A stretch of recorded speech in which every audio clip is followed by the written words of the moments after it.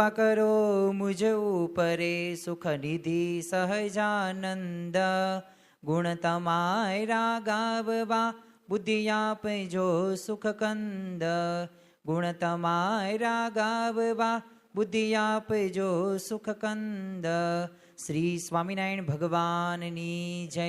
અક્ષર પુરુષોત્તમ મહારાજની જય.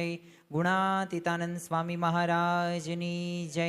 પ્રમુખ સ્વામી મહારાજની જય. પ્રગટ ગુરુ હરિ મહંત સ્વામી મહારાજની જય. સુરત અક્ષરધામ મહોત્સવની જય. આજના પ્રવચનનો મુખ્ય વિષય આજ્ઞાપાલન.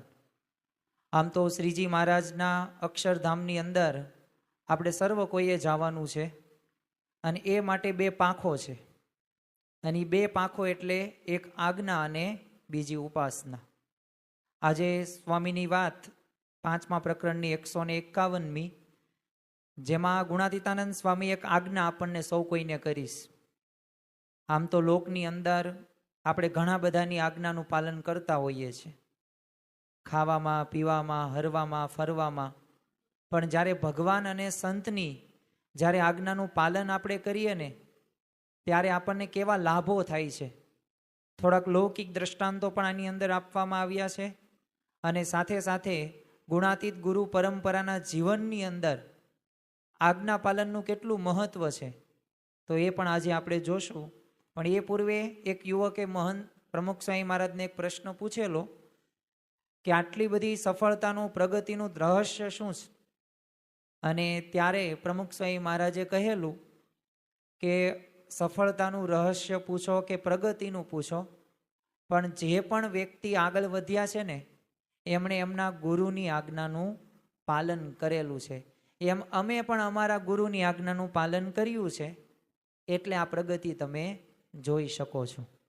તો જો મૂળની અંદર આપણને પ્રમુખ સ્વામી મહારાજ પણ એક આજ્ઞા પાલનની એક વાત કરે છે. તો સૌ પ્રથમ આપણે શ્રવણ કરીએ મૂળ અનાદિ અક્ષર મૂર્તિ ગુણાતીતાનંદ સ્વામી શું આપણને કહે છે. સ્વામિનારાયણ હરે, સ્વામિનારાયણ હરે. સ્વામીએ વાત કરી છે કે આજ્ઞામાં રહે ને છેટે છે તો પણ અમારા ઢોલિયાની પાસે છે, ને આજ્ઞા નથી પાળતો તેઓ પાસે છે તો પણ છેટો છે, ને ગમે તેવો જ્ઞાની હશે, હેતવાળો હશે અને મોટેરો હશે, પણ આજ્ઞા લોપે તો સત્સંગમાં ન રહેવાય. હવે પ્રથમ તો આપણે આ પહેલા જ વાક્ય ઉપર થોડોક વિચાર કરીએ ને ત્યારે આપણને ખ્યાલ આવે કે આજ્ઞામાં રહે અને છેટે છે ને તો પણ અમારા ઢોલિયાની બાજુ. એટલે આપણે 1 લાખ ગાવ દૂર હોય અથવા તો દુનિયાના પહેલા છેડે આપણે હોઈએ, પણ જો આપણે આજ્ઞાનું પાલન કરતા હોય ને તો ભગવાન અને સંતની નજીક છીએ. અને જો ભગવાનની નજીક હોય, હવે નજીક એટલે શું? તો નજીક તો બોટાદની નજીક સાળંગપુર છે ને સાળંગપુરની નજીક જ આપણે છીએ. એટલે અત્યારે સત્પુરુષની નજીકમાં આપણે કહી શકાય 10-15 મિનિટની અંદર આપણે પહોંચી શકીએ. અહીંથી વિશેષ કે આપણે જે અત્યારે મંદિરે આવ્યા છીએ તો ભગવાનની નજીક આપણે છીએ. પણ અહીંયા ગુણાતીતાનંદ સ્વામીએ સ્પષ્ટ કીધું કે અમારા નજીક ભલે હોય, પણ જો અમારી આજ્ઞાનું પાલન કરતો ન હોય તો અમારા નજીક છે નહીં. હવે આપણે જ્યારે આ શબ્દો ઉપર વિચાર કરીએ ને, આપણે સ્થૂળ દ્રષ્ટિએ વિચાર કરતા હોય કે જો અમે ભગવાનની નજીક છીએ, અમે તો સત્પુરુષની નજીક છીએ. પણ ગુણાતીતાનંદ સ્વામી શું કહે છે કે એમ નજીક નહીં. અને ગુણાતીતાનંદ સ્વામી દ્રષ્ટાંત કેવું આપ્યું કે ગમે તેવો જ્ઞાની હશે. હવે ગમે તેવો જ્ઞાની એટલે કે જેને વેદોનું જ્ઞાન હોય, જેને વચનામૃત સ્વામીની વાતોનું જ્ઞાન હોય, એક વચનામૃત કંઠસ્થ હોય, એક સ્વામીની વાત 1493 વાતો છે, વચનામૃત 271 છે, મહાભારતમાં 1 લાખ શ્લોક આપવામાં આવ્યા છે, શ્રીમદ ભગવદ્ ગીતામાં 700 શ્લોક આપવામાં આવ્યા છે. આ બધું એને કંઠસ્થ હોય અને એક વિષય ઉપર વ્યવસ્થિત પોતે બોલી શકતો હોય તો પણ એ અમારી નજીક છે નહીં. બીજું શું વાત કરી? હેતવાળો હશે. હવે હેતવાળો એટલે કેવો? તો મત્સ્યાના ફૈબાનું ઉદાહરણ આપણે ઘણી વખત સાંભળેલું હશે.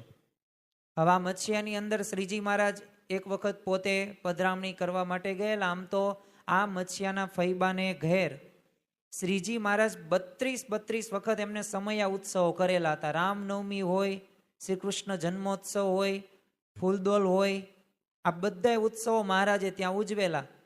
હવે એક વખત મહારાજ ત્યાં જતા હતા અને ત્યાં પોતે ગયા અને કંઈક એમને જાણ મળી કે આ ફઈબા રહ્યા ને એમને એમના પુત્ર વધુ સાથે અણ બનાવશે, એટલે કે સાસુ અને વહુ દેવીના ઝઘડા કરતા હોય, એટલે એની જે પુત્ર વધુ છે ને એ પોતાને પિયર છે. એટલે આવી વાત કરીને એટલે મહારાજને વિચાર આવ્યો કે આપણે સમાધાન કરાવીએ.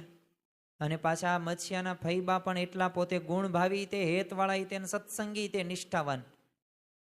પછી મહારાજ તો સમાધાન કરવા માટે ગયા ને એ પૂર્વે વાત કરી પુત્ર વધુને ત્યાં. એટલે એમને કીધું કે તમે માફી માંગવા તૈયાર છો? તો ફઈબાના એ જે પુત્ર વધુ હતા વહુ, એને કીધું હું તો તૈયાર જ છું. તમે મહારાજ જો કહેતા હોય ને તો હું મોઢામાં ખાંસડું એટલે આપણે ચંપલ એ મૂકીને માફી માગીશ, પણ મને નથી લાગતું કે માને. તો મહારાજ કે કંઈ વાંધો નહીં, પણ અમે મનાવીએ તો એક તો તમે મનાવજો, કોકને સંદેશો મોકલોજો, હું તમ તાર દોડતી આવીશ અને હું માફી માગવા તૈયાર છું. અને પછી તો મહારાજ મત્સ્યાઓમાં ગયા. 500 સંતો હરિભક્તો બધા હતા અને જમવાનું પણ સરસ મજાનું બનાવેલું હતું. પંગત પડી ગઈ, બધાયના પત્તર મુકાઈ ગયા. રસોડામાં રસોઈ લાવવાની જ હતી. ગુણાતીતાનંદ સ્વામી એમનું પત્તર છે ને જોડીમાં રાખેલું, કારણ કે એમને ખબર હતી કે શું થવાનું છે. એટલે શ્રીજી મહારાજે મત્સ્યાન ફઈબાને કીધું કે તમે અમારી વાત માનશો? એક વાત છે ખાલી. તો ફઈબા કંઈક માનવાની જ હોય જ તેને, તમે ભગવાન છો, તમારી તો આજ્ઞા શિર સાટે પાલન કરવાનું હોય. આવું તો પાછું જ્ઞાન હતું. તે કીધું બસ બીજું તો કંઈ નહીં, પણ એક ખાલી આજ્ઞા એમ કહું, તમારા પુત્ર વધુ છે ને વહુ, એની સાથે જે અબોલા છે ને એ તમે બોલા એટલે આમ માની જાઓ એમ. એક નહીં, એ મહારાજ નહીં થાય, બીજું તમે જે કરો એ. મહારાજ કે અમને તમે કેવા જાણો? એક તમે સર્વોપરી પૂર્ણ પુરુષોત્તમ ભગવાન સ્વામિનારાયણ છો. તે કે તો અમારું ન માનો? મહારાજ તમે કહો ને બધું માનું, પણ આ એક ન માનું. મહારાજ કે કેમ? તે ફઈબા કે વ્યવહાર કહેવાય, એ વ્યવહાર તમે ન જાણો. વિચાર કરો કે સામાન્ય હરિભક્ત મહારાજને એમ કહે છે કે વ્યવહાર તમે ન જાણો. તે મહારાજ કે કંઈ વાંધો નહીં, પણ આટલું માનો તો અમે આજે તમે જમવાનું બનાવ્યું, નકર એમ જમશું નહીં, અમે ઊભા થઈ જઈશું આ બધાય. તે મત્સ્યાના ફઈબા કે એ તો મહારાજ તમારી લીલા કહેવાય. બોલો, હઠનો સ્વભાવ મૂક્યો, નહીં તો ન આજ્ઞા ન માની. મહારાજ ઊભા થઈ ગયા ને કીધું કે હવે નથી જમવાનું, આ પાણીનું હરામ.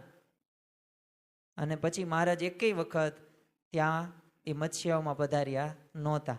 અને આપણી ગુણાતીત ગુરુ પરંપરા એક વખત ત્યાં નથી ગઈ. યોગી બાપાને એક વખત પૂછવા આવે ક્યાં છે, એ કે તમને નકશામાં એવું ગામ છે એ નથી ખબર. એટલે આપણે મત્સ્યાનું કાંઈ વાંક નથી કાઢતા, પણ આપણે વાત શું કરીએ છીએ, એક આજ્ઞાનું પાલન ન કર્યું, એક હઠનો સ્વભાવ. આજ્ઞાનું પાલન નથી થતું ને એના મૂળની અંદર શું બાબત છે કે આપણામાં જ્ઞાન તો છે, આપણામાં હેત પણ છે. એટલે આપણે જો અત્યારે મંદિરે આવીએ છીએ, જો આપણને હેત કે મમત્વ ન હોય ને મંદિર સાથે, તો આપણે યુવક સભામાં અત્યારે આવીએ નહીં. કારણ કે આજે તો આપણે IPL મેચની ક્વોલિફાયર 1 છે અને એમાંય આપણું ગુજરાત ટાઇટન્સ છે અને સામે કિંગ કોહલી RCBની મેચ છે. એટલે આપણે એ મૂકીને અહીંયા સભામાં આવ્યા, નકર અત્યારે મેચ જ ચાલતી હશે. તો જો આપણને કંઈક તો એવા હેતુ સાથે મને કે મને પણ આવ્યા ને એના માટે અભિનંદન આપવા પડે. તો એક આજ્ઞાનું એ આપણે પાલન કર્યું કહેવાય. પણ જો હઠનો સ્વભાવ હતો એટલે જ્ઞાની હેતવાળી. બીજું ગુણાતીતાનંદ સ્વામીએ શું કીધું, ગમે એવો મોટેરો હશે, મોટેરો એટલે આગતા સ્વાગતા થતી હોય, આવે ને એટલે પહેલી લાઈનમાં એમને બેસવા મળે, પછી હાર તોરામાં તેનું નામ હોય, પછી એ બધામાં મૂળ આગળ જ નામ હોય, એવો મોટેરો હોય. પણ જો એ આજ્ઞામાં ન રહેતો હોય તો એ કંઈ કામનું નહીં.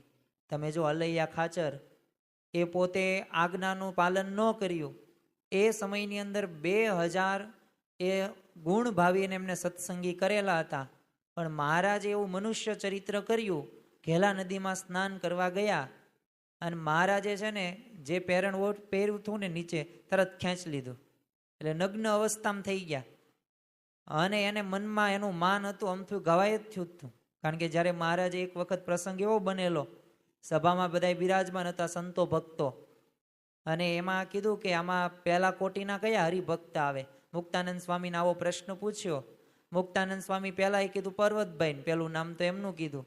અલૈયા ખાચર સભામાં બેઠેલા અને એને તરત દાશ ચડી. બીજું નામ તો પર્વતભાઈ કીધું. પછી તો વધારે તરત તેનો હાથ છે ને એની તલવાર ઉપર મૂઠ ઉપર આવી ગયો અને એને મુક્તાનંદ સ્વામીનું ગળું વધેરવા તામ તૈયાર હતો. પછી સ્વામિનારાયણ ભગવાન તો અંતર્યામી, બધું જાણે, એટલે એમને કીધું કે તમે એ ભૂલ્યા, અલૈયો તે અલૈયો. આવો માની સ્વભાવના હતા. એક એવું મનુષ્ય ચરિત્ર કર્યું તો તમે જુઓ કે 2000ની જગ્યાએ 4000ને બિન સત્સંગી કરી નાખ્યા. તો જો ખરેખર આજ્ઞાનું જો પાલન કર્યું ને તો લાભ, લાભ અને લાભ.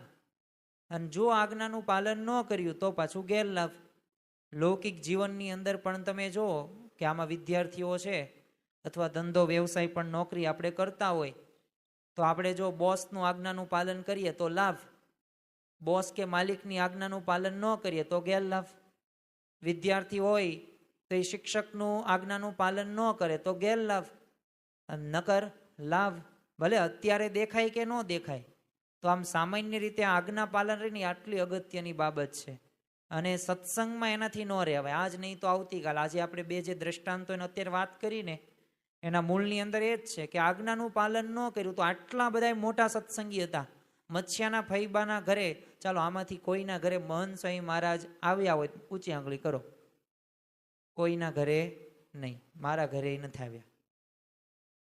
તો હવે વિચાર કરો, 32 વખત મહારાજ ત્યાં આવ્યા પણ આજ્ઞાનું પાલન ન કર્યું તો પછી તિલાંજલિ આપી દીધી. અલૈયા ખાચરે સત્સંગી ગમે એટલા કર્યા. હવે સત્સંગી કરવા એટલે એ સમયની અંદર, અત્યારે તો આપણી પાસે જો આપણે બધા પાસે આપણી પાસે ડેટા છે, માહિતી છે, કાર્યો છે, સત્પુરુષના ગુણો છે. તો ત્યારે શ્રીજી મહારાજના એ ભગવાન માનવા જ કોઈ તૈયાર નહોતા. બધા એવું કહેતા કે એક જાદુગરી છે કામણ ટુમણ વાળો, એને જોવો ને એટલે તમે આમ ધ્યાનમાં વહી જાઓ. 6 મહિના સુધી 1 વર્ષ સમાધિ અવસ્થામાં રહેતા, ખાધા પીધા વગર.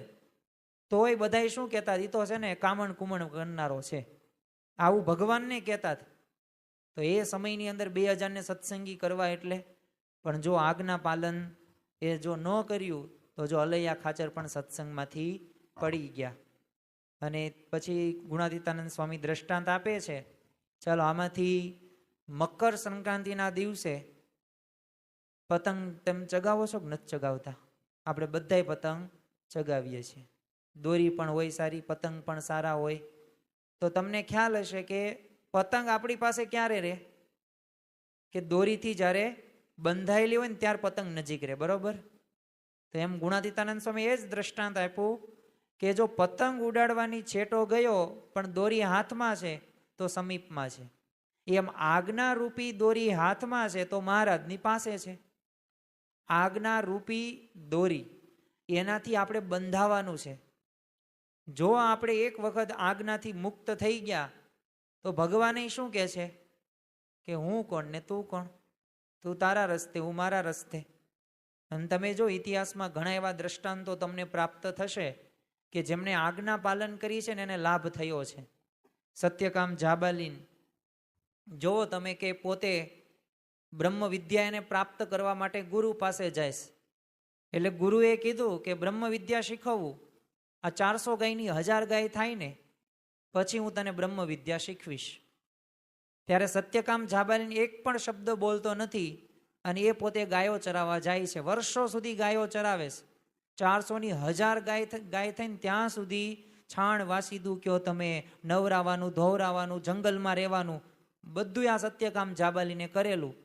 1000 ગાય થઈ અને પછી ગુરુ પાસે આવે છે અને વચ્ચે રસ્તામાં જ તે બધા દેવો પ્રગટ થઈને એને અલગ અલગ જ્ઞાન આપે છે.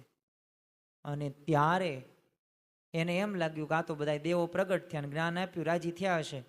ગુરુ પાસે આવે છે ને કહે છે કે હવે બ્રહ્મ વિદ્યા મને શીખવો. એક તન મળી ગઈ બ્રહ્મ વિદ્યા. તો સત્યકામ જાબાલીનને પ્રશ્ન થયો, ક્યારે તમે મને આપીને તમે મને ક્યારે શીખવાડ્યું એવું? અને મેં તમારા શબ્દો એને જ સાંભળેલા. અને ત્યારે ગુરુએ શું કીધું કે તે જે મારી આજ્ઞાનું પાલન કર્યું ને 400ની 1000 ગાય, એટલે તને બ્રહ્મ વિદ્યા, એ જે દેવો પ્રગટ થયા ને એને તને બ્રહ્મ વિદ્યા જ આપીશ. તો જો ઇતિહાસના દ્રષ્ટાંતો પણ આપણને એક જ વાક્ય કહે છે કે જેને જેને પણ આજ્ઞાનું પાલન કર્યું છે એને લાભ થયો છે. મહાભારતની અંદર આપણને ખ્યાલ છે કે શ્રી કૃષ્ણ ભગવાન એ અર્જુનને 700 શ્લોક 18 અધ્યાયની અંદર શ્રીમદ ભગવદ્ ગીતા કીધી. દરેક પ્રશ્નનું સમાધાન આપ્યું, પણ તમે જોતા હશો કે છેલ્લે શું કીધું કે હવે તારે જેમ કરવું એમ તું કર. અને તમે જુઓ કે એમને આજ્ઞાનું એ પાલન કર્યું તો એ 18 દિવસમાં એ અર્જુનને ઘણા બધા પ્રશ્નો થયા, પણ એ બધાય પ્રશ્નોમાંથી પોતે મુક્ત થઈ જાય છે. સહજાનંદ નામાવલીમાં પરબ્રહ્મ પુરુષોત્તમ ભગવાન સ્વામિનારાયણ માટે એક છે ને વિશિષ્ટ નામ લખાણું કે ઓમ શ્રી સર્વતત્ર સર્વત્રાય નમઃ. એટલે કે ભગવાન છે ને સર્વ પ્રકારે સ્વતંત્ર છે અને એમના સિવાય દરેક વ્યક્તિ જીવનના દરેક ક્ષેત્રમાં કોઈકની આજ્ઞામાં રહીને કાર્ય કરતી હોય છે. અને અમુક ક્ષેત્રોમાં તો આજ્ઞા પાલન ઉપર અત્યંત ભાર મૂકવામાં આવ્યો છે અને એ રીતે એમને તાલીમ પણ આપવામાં આવે છે. આમાંથી કોઈકને સૈનિક બનવું હોય, પોલીસ બનવું હોય, કલેક્ટર બનવું હોય તો એમનામ ન બની શકાય. એના માટે એ આપણે જે નિયમ આવે છે, જે આજ્ઞા આવે એ બધાયનું પાલન કરવું પડે. સૈનિક બની જઈએ, આપણે પાસ પણ થઈ જઈએ, પણ સવારે ટાઈમે જાગીએ નહીં તો આપણે સાંભળવું પડે ને છેલ્લે પછી આપણે ત્યાંથી આપણને બદલી કરી નાખે અને કાં પછી તો સાવ છટણી કરી નાખે, કાઢી નાખે. તો જો આજ્ઞાનું પાલન ન હોય, અરે ઘરમાં તે તમે જુઓ કે માતા પિતાની આપણે આજ્ઞાનું પાલન કરીએ છીએ. એક સરસ મજાનો પ્રસંગ અહીંયા આપવામાં આવ્યો છે. 1854માં ઓક્ટોબરની 25મી તારીખે રશિયાના યુક્રેન રાજ્યમાં એક યુદ્ધમાં બ્રિટિશ સૈન્ય લડતું હતું અને આમ સામે શત્રુઓની તોપો મંડાયેલી અને બ્રિટિશ ફૌજમાં એ કમાન્ડરને આનો ખ્યાલ ન રહ્યો એટલે એણે શું કીધું, આગે બઢો. સામે તો તોપો જ હતી અને અહીંયા તો એમની પાસે શું હતા, સામાન્ય એવા શસ્ત્રો હતા. આગે બઢોનો જ્યાં હુકમ થયો અને સૈનિકોએ નિશાન લેવા દેહની પરવા કર્યા વગર સરદારે વચન કીધું એટલે પોતે દોડ્યા સામે. અને એમાંથી 673 સૈનિકમાંથી 272 તો ત્યાંને ત્યાં ઢળી ગયા. સૈનિકોને ખબર હતી કે સામે તોપો મંડાણીશ અને સામે કોઈ સૈનિકો એટલા બધા નથી, પણ તોપોના ગોળા આપણી ઉપર આવશે ને આપણે મરી જશું. પણ સરદારે કીધું, મુખ્ય જેને પ્રધાન આપણે કહીએ, સેનાપતિ કહીએ, કે આગે બઢો ને જો આગે બઢી ગયા. તો જો આ પ્રસંગને વર્ણવતા લોર્ડ આલ્ફ્રેડ ટેનિસ પોતેને અદ્ભુત એક કવિતા લખી અને કવિતાનું નામ છે the charge of the light brigades, એટલે કે નાની કુમકનો હુમલો. હવે એ પોતે એમાં શું લખે છે, cannon to the right of them, cannon to the left of them, cannon in the front of them. એટલે સ્વાભાવિક રીતના ડાબે જમણે કે સામે તો છે ને તોપો જ હતી, છતાંય ત્યાં આગે બઢોનો એમને આદેશ મળ્યો એટલે તમે જો સૈનિકોએ યા હોમ કરીને એમાં પોતે કૂદી પડ્યા. એ પછી કંઈ સરદારને પૂછવા નથી રહ્યા કે તમને દેખાય છે સામે તોપો છે અને અમે મરી જ જશું. એડોલ્ફ હિટલર કે જે આપણને ખ્યાલ છે કે પ્રથમ વિશ્વયુદ્ધ થયું અને એમાં જર્મનીનો જે આર્મી હાર થાય છે એને જે અન્યાય થયો અને એના જ પરિણામે જર્મનીનો એક એડોલ્ફ હિટલર, જે પોતે એની સૈનિકો કેવા હતા, તો આ એડોલ્ફ હિટલર પોતે હિલ એટલે કે પહાડો, ચટ્ટાનો બધું તે ઓળંગવાનું હોય અને એના સૈનિકોને એમ કે આગે કદમ, આગે કૂચ, અને ગો એટલું કે ને તો સૈનિકો પૂછવા ન રહે, એ ખાઈમાં તે પોતે પડી જવા તૈયાર થઈ જાય. આવા સૈનિકો છે ને એડોલ્ફ હિટલર પાસે હતા. તો જો આજ્ઞા રૂપી જો આપણે દોરીથી બંધાઈએ ને તો અવશ્ય આપણને લાભ થાય. પણ આપણે સર્વ કોઈ અનુભવ કર્યો હશે કે જ્યારે પણ આજ્ઞાની વાત આવે, નિયમ ધર્મની વાત આવે તો ત્યારે છે ને આપણી બુદ્ધિ રહીને એ બુદ્ધિ બહુ વધુ દોડે છે અને તર્ક વિતર્ક પણ દોડે છે.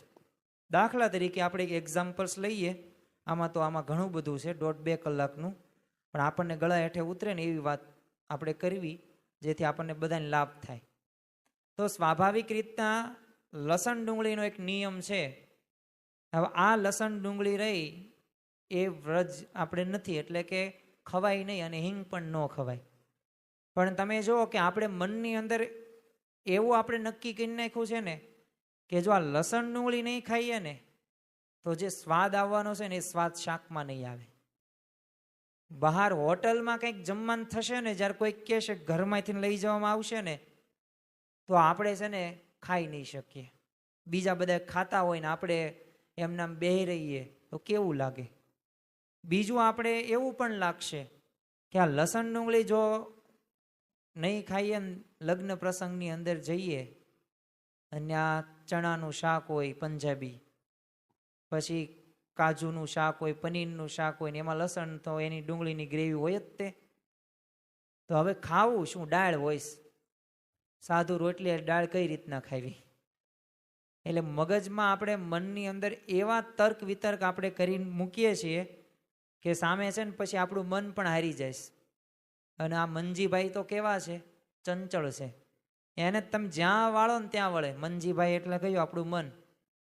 અને આ મન એક પ્રકારના નીલ વાંદરા જેવું છે. એટલે તે આપણે ઘણી વખત એક ગુજરાતી કહેવત સાંભળી હશે કે જેને મન જીત્યું એને જગ જીત્યું. સભામાં આપણે આવીએ કે કંઈક આપણે કામ કરવાનું હોય, આમાં બધા ભણે જ છે, અમુક કામ પણ કરે છે, અથવા તો વ્યવસાય તે. તો હવે આપણે ભણતા હોય તો એ પૂર્વે તે તમે જોતા હશો કે આપણે મનમાં એવું નક્કી કરી નાખ્યું કે આ બસ અત્યારે કંટાળો આવે છે, કાલ સવાર કરીશ. તો જો ન કરી શકે, કારણ કે મન આપણને રમાડે છે. એટલે જ તે સદગુરુ નિષ્કુળાનંદ સ્વામી એમને એક મનગંજન નામનો ગ્રંથ લખ્યો છે. હવે મનગંજન નામના ગ્રંથની અંદર 188 જેટલી સાખીઓ છે. હવે આની અંદર એક પરતક મન છે ને એક નિજ મન છે. આપણને આજ્ઞાનું પાલન નથી કરવા દેતો ને એને પાછળ આપણું મન છે. કારણ કે ઘણી વખત આપણે જે પ્રકારે આજ્ઞાનું પાલન કરવાનું છે એનું નથી કરી શકતા. કારણ કે આપણું પરતક મન, જે હરામી મન છે, કુસંગી મન છે, કે જેવા મિત્રો સાથે આપણે રહેતા હોઈએ છીએ, કે એવું આપણે વાંચતા હોય, જોતા હોય, સાંભળતા હોય, તો એના લીધે પરતક મન એટલું હાવી થઈ જાય છે કે એ પછી છે ને આજ્ઞા રહીને એનું પાલન નથી થતું. પણ એટલે જો સ્વામિનારાયણ ભગવાને અને નિષ્કુળાનંદ સ્વામીએ કીધું કે જો આપણે નિજ મન એટલે કે સત્સંગી મનને જો પાવરફુલ કરીએ ને તો આ પરતક મન આપણને કોઈ દિવસ હરાવી શકે નહીં. અને જેને જેને પણ આ નિજ મન એટલે કે સત્સંગી મન એટલે સારા સંગ, સારા પુસ્તકો હોય, સારી વાતો હોય, સારા મિત્રો હોય, બધુંય સારું સારું કરતા હોય એટલે નિજ મન એનું પાવરફુલ થઈ જાય. જેથી ઓલો કુસંગ હોય ને એ આમાં ભળે નહીં, એટલે આજ્ઞાનું પાલન થાય. પણ જો પરતક મન આવી ગયું તો સમજી લેવાનું આજ્ઞાનું પાલન થશે નહીં. બીજું આપણને એમ પણ થાય કે આટલી બધી આજ્ઞાઓ છે, કુસંગનો ત્યાગ હોય, પરીક્ષા દેવી હોય, લસણ ડુંગળી હોય એનો ત્યાગ હોય, એ સિવાય પણ વાંચનમાં તે આપણે નિયમ, પૂજાનો નિયમ, પ્રાપ્તિનો વિચાર, રવિ સભા એટલે અત્યારે આપણે યુવક સભાનો રવિ સભાનો નિયમ. આમ તો ઘણા બધા નિયમો છે, તો બધાનું એક સાથે આપણે પાલન ન કરી શકીએ. અમારે 3 વર્ષ પૂર્વે એક બાળ શિબિર થયેલી ભાવનગરની અંદર, અને એની થીમ હતી મધ્યવર્તી વિચાર હતો, રાજીપાનું નામું. આ રાજીપાનું નામું છે ને બુકલેટ છે, એ અમને આપવામાં આવેલી, અને એમાં જેટલા નિયમો હોય ને એ બધા લખેલા હતા. એમાં પછી ઘર સભા આવી જાય, રવિ સભા આવી જાય, પછી એક પરા સભા કા યુવક સભા ગમે એક સભા આવી જાય જેમાં આવતા હોય એ રીતના. પછી વાંચન આવે, વચનામૃત સ્વામીની વાતો આવે. તો આવી રીતના કંઈક 15 થી 17 નિયમો હતા. પછી દરરોજ આપણે કેમ હાજરી પત્રકની અંદર કરવી, એવી રીતના ટીક માર્ક કરવાનું. આખા વર્ષે પછી એ નામું ટકાવારી ખબર પડે. તો જો આપણે ભગવાન અને સંતને રાજી કરવા છે, અને રાજી કરીએ તો રંગ હોય એ રાજા થાય. અને જો એટલે જ તે સદગુરુ નિષ્કુળાનંદ સ્વામી એક ગ્રંથ લખ્યો છે, ભક્ત ચિંતામણી ગ્રંથ, જે સ્વામિનારાયણ સંપ્રદાયની અંદર ઘણી વખત એ ગ્રંથ ઉપર પારાયણ થાય છે. એમાં તમે મંગલાચરણ જોવો ને તો એમાં મહારાજને એ મંગલાચરણમાં મહારાજને ઉમેર્યા છે. અને એમાં મહારાજની વિશેષતા લખી છે કે તમારા પ્રતાપથી છે ને જે મૂંગો હોય ને વેદ ભણે, તમારા પ્રતાપથી મૂંગો વેદ ભણે. બીજું એક વાક્ય એવું પણ લખ્યું છે કે તમારા પ્રતાપથી પાંગળો હોય ને એ પર્વત ચડે. વિચાર કરો, ભગવાનના પ્રતાપથી પાંગળો એટલે જે પોતે ચાલી શકવા માટે સક્ષમ નથી, અપંગ આપણે કહી શકીએ, દિવ્યાંગ કહીએ સારી ભાષામાં, તો એ પોતે પર્વત ચડી જાય. કોની કૃપાથી? ભગવાનની કૃપાથી. બીજું મૂંગો હોય, હવે મૂંગો એ કઈ બોલી શકે? ન બોલી શકે. પણ જો મહારાજના પ્રતાપથી અને આ સંતના પ્રતાપથી એ મૂંગો હોય ને એ પણ બોલી શકે. અને પાછું શું બોલે, એમાં સદગુરુ નિષ્કાનંદ સ્વામી લખે છે કે વેદ પોતે ભણે, કંઠસ્થ બધું જો શક્ય છે, પણ આ રાજીપાનો વિચાર હોવો પડે. ઘણી બધા સમયથી આપણે એક સમજ જે આપણે સાંભળેલું છે કે સત્સંગ દીક્ષા મુખપાઠના એ બાળ વિધવાનો, પણ એ તમે જો 2-3 વર્ષ, હવે 3.5 વર્ષના કોઈ બાળકને સંસ્કૃતમાં 315 શ્લોક કરાવાય એટલે કેટલી અઘરી બાબત કહેવાય. આમાં બધાય તે ભણે, દિવ્યા દેવાંગ છે, પછી આ તે બધા અનુભવ છે, તો કેટલું સંસ્કૃત અઘરું કહેવાય. પણ જો એક રાજી કરવાનું તાન હતું, અને એ બધા કાર્યકરો હોય, સંતો હોય, અને માતા પિતા, અને એ બાળક પોતે, તો જો એ પોતે કરી શક્યા. હજી આ ગયા રવિવારે તે સભામાં આપણે આવ્યા હશું, તો એ જે વાલીના ઇન્ટરવ્યૂ હતા, તો એમાં એ વાલીઓના તમે એ ઉદ્ગારો જોવો, પ્રતિભાવો પાછા ગોળા નહોતા, એના સંતાનોની બધા બેઠેલા હતા પાછળ. યુવતીઓ જે નાની નાની બાલિકાઓ હતી, એ જે 3 વર્ષ 3.5 વર્ષની વાતો કરતા હતા ને એ પાછળ બેઠેલા હતા. જેના વિડીયો દેખાડતા હતા ને એ હાજર હતા એ સભાની અંદર, કારણ કે શિબિર હતી ત્યાર અને પરીક્ષા હતી સંસ્કૃતમાં. હવે કારિકાના 500-550 જેટલા શ્લોકો હોય, એ તો આ સત્સંગ દીક્ષા કરતા અઘરા, સત્સંગ દીક્ષાના વિદ્વાનો તો એટલા નાની ઉંમરના એ જો કરી શક્યા, એટલે એની થીમ જ અહો આશ્ચર્યમ, એટલે આશ્ચર્ય થતું જ ત્યારે.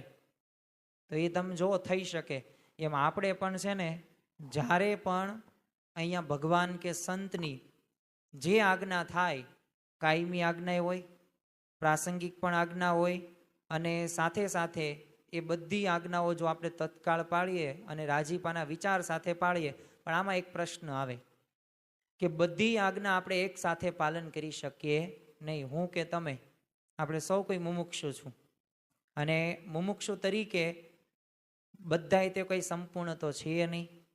અને પ્રમુખ સ્વામી મહારાજ કહેતા એમ કે જેમ ગાડી ખોટવાય ને એટલે ગેરેજમાં મૂકવી પડે ને ત્યાં મેકેનિક હોય ને એને રિપેર કરે, એવી જ રીતને આપણે મંદિર અત્યારે આવીએ છીએ ને, તો આપણે પણ કંઈક સ્વભાવો આપણા મારામાં તમારામાં હોય, તો એ સ્વભાવો કે કંઈક ભૂલો હોય ને એને આપણે સુધારવાની. અને ધીમે ધીમે ધીમે એક નિયમ આપણે જીવનમાં લાવતા જશું. ભલે પ્રાપ્તિનો વિચાર નહીં કરતા હોય, પણ જો નિત્ય પૂજા કરતા હશું, લસણ ડુંગળીનો જો ત્યાગ હશે, નિયમિત આપણે યુવક સભામાં જતા હોય, રવિ સભામાં જતા હોય, બીજા બધા નિયમો રહ્યા ને ભગવાન અને સંતની કૃપાથી આવશે. પણ પાછું એના માટે પુરુષ પ્રયત્ન કરવો પડે, શરૂઆત કરવી પડે, તો એનાથી શક્ય બને. તો આજના દિવસે મહારાજ સ્વામીના ચરણોમાં પ્રાર્થના કરીએ કે આપણે પણ આપણા જીવનની અંદર નિયમોનું અને આજ્ઞાનું વિશેષ પાલન કરીને રાજીપો પ્રાપ્ત કરી શકીએ, એ જ આજના દિવસે પ્રાર્થના. શ્રી સ્વામિનારાયણ ભગવાનની જય.